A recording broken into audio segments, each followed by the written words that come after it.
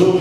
Bonjour, Fred. Vous êtes le directeur de l'Instituto Cervantes. L'Instituto Cervantes est le centre culturel espagnol qui a été inauguré ici à Dakar le 13 décembre dernier par la reine Laetitia Ortiz. Alors, je vous laisse le soin de vous présenter davantage à nos internautes d'Africa Web TV. Oui, merci. Moi, c'est Nestor Nongo. Je suis originaire de la RDC. Je suis né en République démocratique du Congo. Mais j'ai la nationalité espagnole et je suis fonctionnaire de l'État espagnol depuis des années.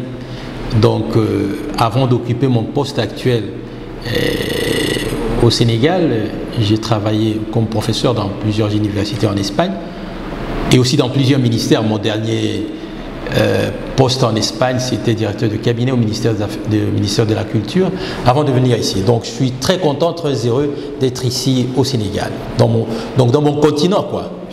Je suis espagnol d'adoption, mais je suis africain d'origine et surtout, je suis aussi sénégalais. Très bien, belle présentation. Alors, Nestor Nongonzala, l'Espagne a donc inauguré le tout premier centre culturel espagnol de toute l'Afrique de l'Ouest en décembre dernier. Vous en êtes le directeur. Dans quel contexte cette institution a-t-elle été installée? Donc c'était dans un contexte de rapprochement de plus en plus de l'Espagne à l'Afrique. L'Espagne, comme vous savez, c'est un pays qui a des frontières avec le continent africain. Et pendant longtemps, pendant des siècles, l'Espagne a toujours été un peu plus proche de l'Amérique latine, et voire même de l'Afrique du Nord. Mais l'Afrique sous-saharienne a été, disons en quelque sorte, pas oubliée, mais elle n'était pas du tout dans l'agenda du gouvernement espagnol.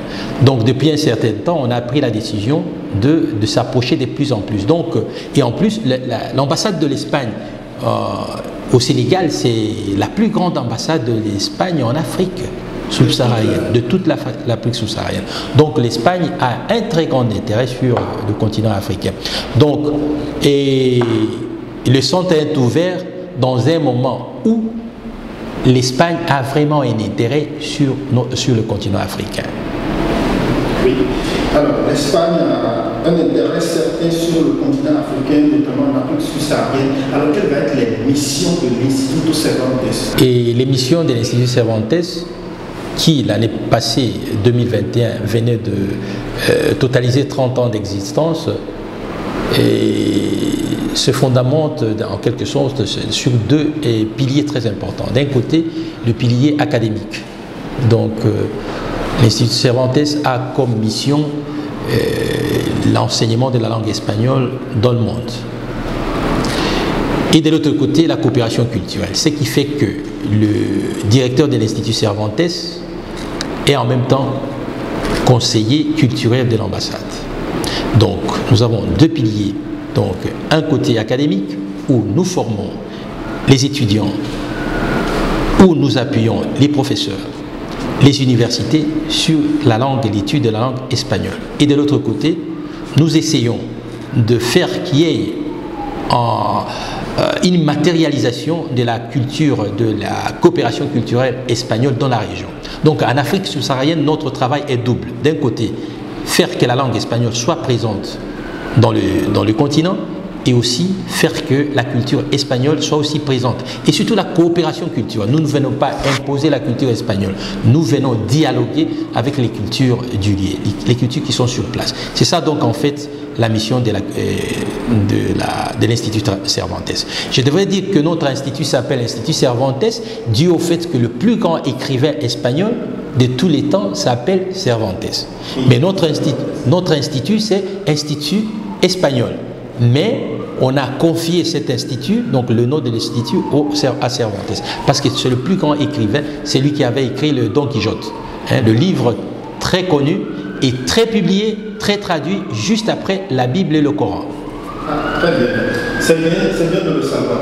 Alors, ici à Dakar, au Sénégal, vous êtes le directeur de l'Instituto Cervantes. Alors, quelles sont les activités qui vont avoir lieu dans ce centre? Oh, nous venons d'arriver, donc ça, il faut voir petit à petit.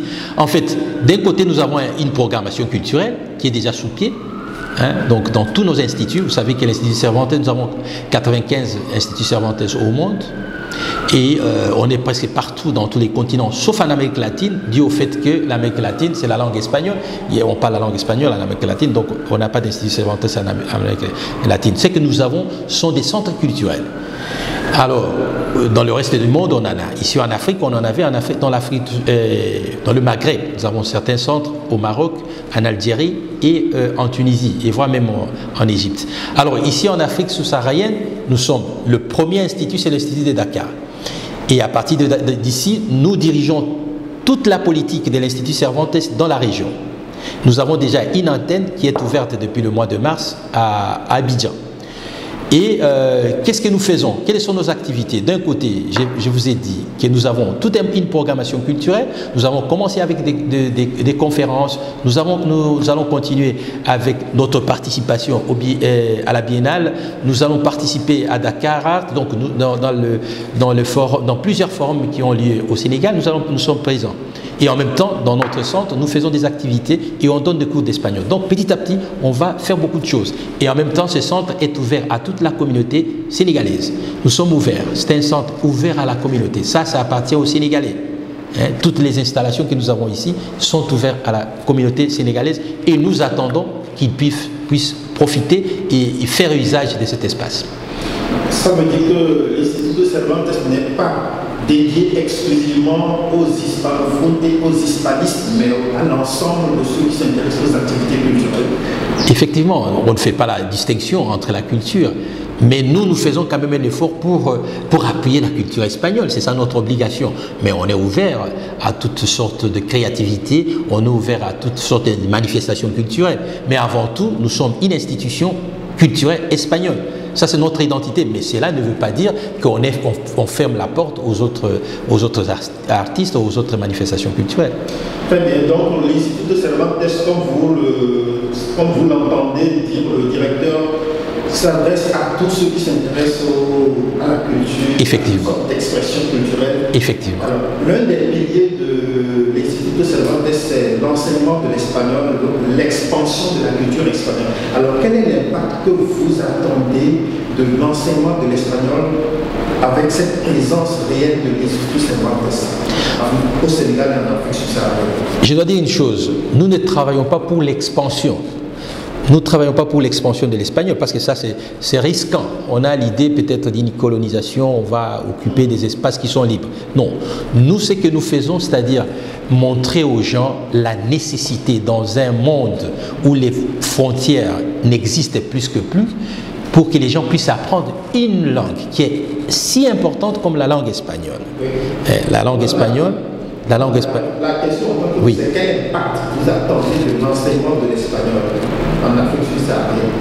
L'impact, en fait, c'est qu'il y ait une meilleure connaissance de la langue espagnole, que les professeurs puissent mieux donner leurs cours d'espagnol, que les gens qui parlent l'espagnol puissent mieux parler l'espagnol, et en fait, que les gens connaissent en même temps la culture espagnole. Parce que la langue véhicule toujours une culture.